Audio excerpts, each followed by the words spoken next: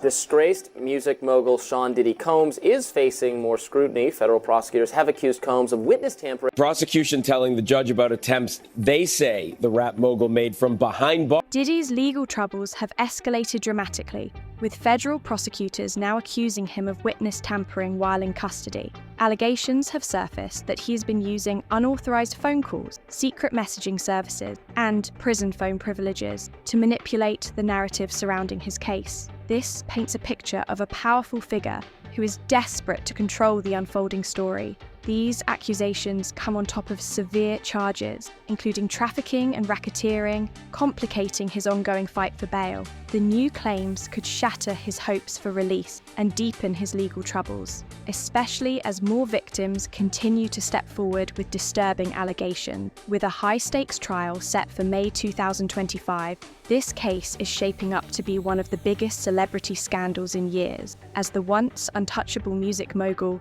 finds himself at the center of a scandal that could redefine justice for the rich and powerful. Federal prosecutors have accused Diddy, also known as Sean Combs, of witness tampering from behind bars. In a recent court filing, the prosecution urged the judge to deny bail, arguing that Combs has made relentless efforts to contact potential witnesses, including victims of his alleged abuse, who could provide powerful testimony against him. They claim he has been attempting to influence everyone from potential jurors to alleged victim, all while incarcerated. For context, Combs was arrested in September and charged with trafficking, racketeering, and transportation for prostitution. His legal battle has taken another dramatic turn, with prosecutors alleging that he has been using multiple methods, including three-way calls and unauthorized messaging services, to reach out to potential witnesses and victims. Prosecutors argue that these actions highlight his ongoing influence and pose a potential threat to the judicial process. They detailed in their motion how Combs allegedly directed his associates and family members to arrange conversations with individuals not on his approved contact list, allowing him to exert control over witnesses even while being detained at the Metropolitan Detention Center in Brooklyn. The prosecution pointed to recorded phone calls from jail, claiming that Combs asked family members to reach out to potential victims and witnesses, urging them to create narratives that could influence the jury pool. These allegations could land Combs in even more trouble, as the jail calls could be used at trial to support the prosecution's case and potentially provide grounds for additional criminal charges against him. As the legal battle unfolds, a documentary titled The Honorable Shine is set to be released, featuring a young rapper who claims he took the fall for a nightclub shooting involving Combs and his then-girlfriend, Jennifer Lopez. This adds another layer of complexity to Combs's already troubled history. The documentary highlights the story of Moses Shine Levy Barrow, who asserts that he was betrayed by Combs, having served 10 years in prison for a crime he did not commit. Barrow is now running for president of the United States, claiming he was set up to be the fall guy. Prosecutors have also accused Combs of exploiting prison phone privileges by using other inmates' phone access codes, known as PAC numbers. By doing so, he allegedly circumvented official monitoring systems and was able to make unauthorized calls. These calls were purportedly intended to intimidate or manipulate witnesses, further justifying the prosecution's opposition to his bail request. According to the latest filing, Combs is accused of using these access codes to contact several people from behind bars, including his son. He is also alleged to have made three-way calls to reach unauthorized individuals and used a third-party service called Contact Me ASAP to communicate with people outside his approved contact list. Much of the prosecution's claims have been redacted from the court filing, but they assert clear interference with the intent to blackmail victims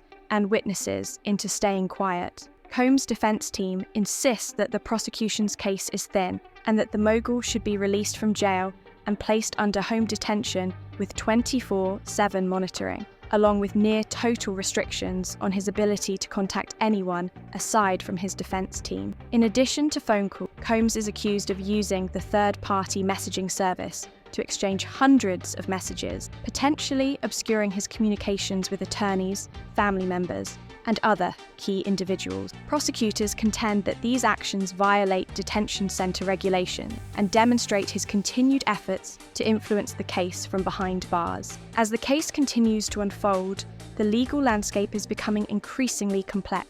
Diddy's attorneys have filed a letter requesting the court to order the government to electronically produce key evidence, specifically videos of what prosecutors have termed freak-offs. These videos allegedly show Combs intimidating, threatening, and luring women into extended sexual acts with male sex workers using force, threats, or coercion.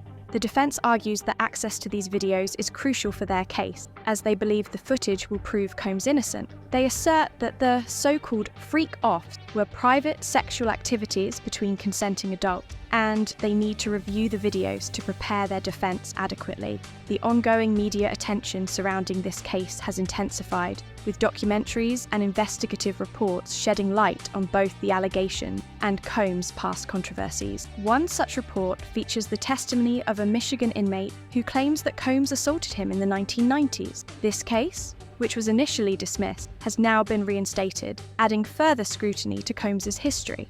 In a separate civil lawsuit, a Michigan inmate has been awarded $100 million against Combs, alleging that he drugged and assaulted him at a party in Detroit back in 1997. Combs did not appear for the hearing, resulting in a default judgment and a temporary restraining order against him. As the legal battles continue, Diddy's attorneys have accused federal prosecutors of violating his constitutional rights during a search of his jail cell. They claim that investigators unlawfully accessed and photographed privileged legal notes during a contraband sweep, arguing that this action compromised his defense. The defense is demanding a full hearing on the matter, asserting that the search violated his Fourth Amendment rights. However, legal experts point out that inmates do not have the same expectation of privacy as free individuals, meaning that prison officials can conduct searches without a warrant or probable cause. The prosecution has maintained that their search was routine and unrelated to Combs' case, insisting that any privileged materials were handled by a separate filter team to ensure attorney-client confidentiality was not breached. The judge has yet to rule on whether a hearing will be granted,